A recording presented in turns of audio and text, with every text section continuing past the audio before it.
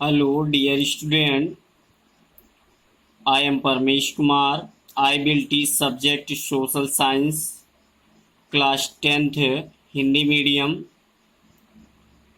जैसा कि आप सभी को सामाजिक विज्ञान का सेकंड पार्ट अर्थात समकालीन भारत भूगोल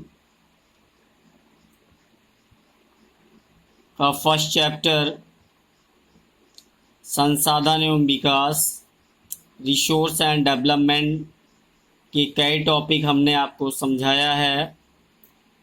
तो आज जो है नया टॉपिक आपका है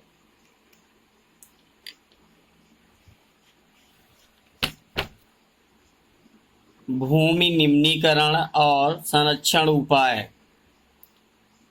तो इस टॉपिक को आप सभी लोग ध्यानपूर्वक समझेंगे और नोट करेंगे। भूमि निम्नीकरण और संरक्षण उपाय। भूमि निम्नीकरण का अर्थ है भूमि की उर्वरा शक्ति का नष्ट होना। दूसरे शब्दों में मिट्टी की ऊपरी परत के कोमल तथा उपजाऊ कणों को प्राकृतिक कारणों वन, नदी, वर्षा तथा वायु या प्रक्रमों द्वारा एक स्थान से दूसरे स्थान तक हटाया जाना ही भूमि निम्नीकरण या भूमि कटाव कहलाता है। जैसे कह सकते हैं हम भोजन, मकान और कपड़े की मूल आवश्यकताओं का लगभग 95% भाग भूमि से ही प्राप्त करते हैं। मानव के कारण ना केवल भूमि का निम्नीकरण हो रहा है अपितु भूमि को क्षति पहुंचाने वाली ताकतों को भी बल मिल रहा है। वर्तमान समय में भारत 13 करोड़ हेक्टेयर भूमि निम्नीकृत है। इसमें से लगभग 28% भूमि निम्नीकृत वनों के अधीन है। 56% क्षेत्र जल अपार्दित है और शेष क्षेत्र लवणी और क्षारीय है। कुछ मानव क्रियाओं जैसे वनोन्मूलन, अति पशुचरण तथा खनन से भी भूमि के निम्नीकरण में अहम भूमिका निभाई है। सेकंड नंबर पे इस प्रकार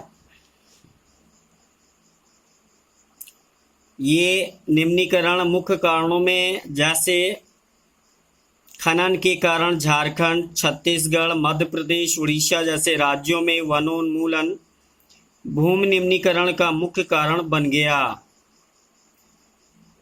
गुजरात, राजस्थान, मध्य प्रदेश और महाराष्ट्र में भी अति पशुचरण भूमि निम्नीकरण का मुख्य कारण बन गया। इन्हीं कारणों से भूमि का निम्नीकरण होता है। जैसे भारत में बंजर भूमि 2000 के अनुसार इस पाई चार्ट की सहायता से भूमि निम्नीकरण ह्रास की समस्याओं का समाधान करने के अनेक उपाय हैं। वनोरोपण और चारागाह उचित प्रबंधन इसमें विशेष रूप से सहायता कर सकते हैं। बंजर भूमि के उचित प्रबंधन, खनन नियंत्रण और औद्योगिक जल को परिष्करण के बाद विसर्जित करके जल और भूमि प्रदूषण को कम किया जा सकता है, मतलब अलग करके। सेकंड नंबर पे आता है, दूसरा टॉपिक आता है मृदा संसाधन। मृदा अर्थात मिट्टी सबसे महत्वपूर्ण नवीकरण योग्य प्राकृतिक संसाधन है। यह पौधों के विकास में सहायक है क्योंकि पृथ्वी पर विभिन्न प्रकार के जीवों को पोषण करती है।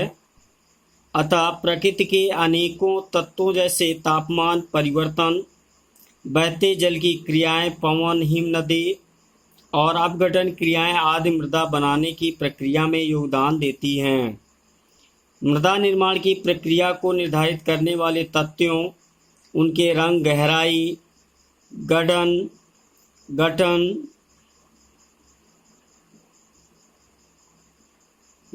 आयु व रासायनिक और भौतिक गुणों के आधार पर भारत की मृदाओं को निम्नलिखित भागों में विभक्त किया गया है।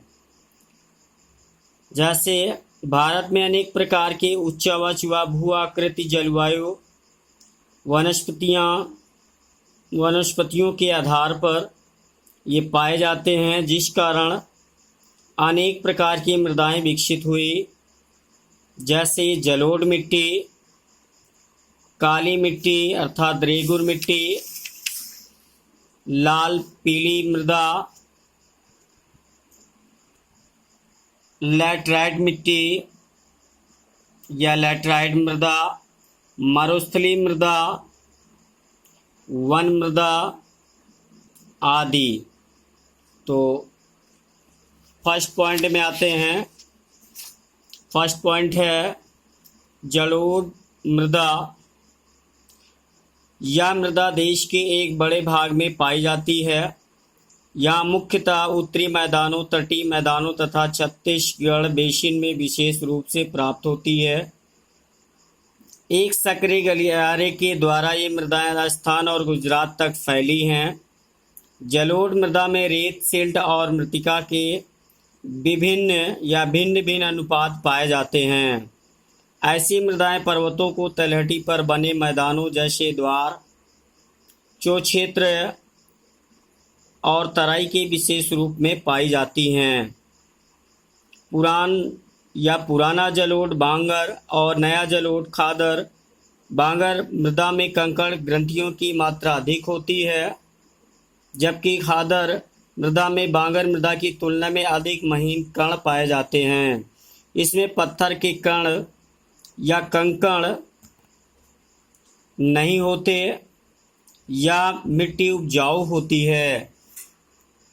जलोढ़ मृदाएं बहुत उपजाऊ होती हैं। अधिकतर जलोढ़ मृदाएं पोटास, फास्फोरस और चूना युक्त होती हैं, जो गन्ने, चावल, गेहूं, अन्य अनाजों और दलहन फसलों की खेती के लिए अनुकूल होती हैं। काली मृदा। यह मृदा लावा के विस्तार से बनी है। यह मृदा काले रंग की होती है और इसे रेगुर मृदा भी कहा जाता है। काली मृदा कपास की खेती के लिए बहुत अच्छी होती है और इसे काली कपास मृदा के नाम से भी जाना जाता है।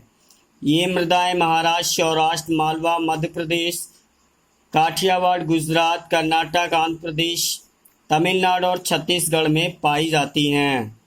इसके अतिरिक्त ये मृदाएं कैल्शियम कार्बोनेट, मैग्नीशियम, पोटास और चूने जैसे पौष्टिक तत्वों से परिपूर्ण होती हैं, परंतु इनमें फास्फोरस की मात्रा कम होती है। गर्म और शुष्क मौसम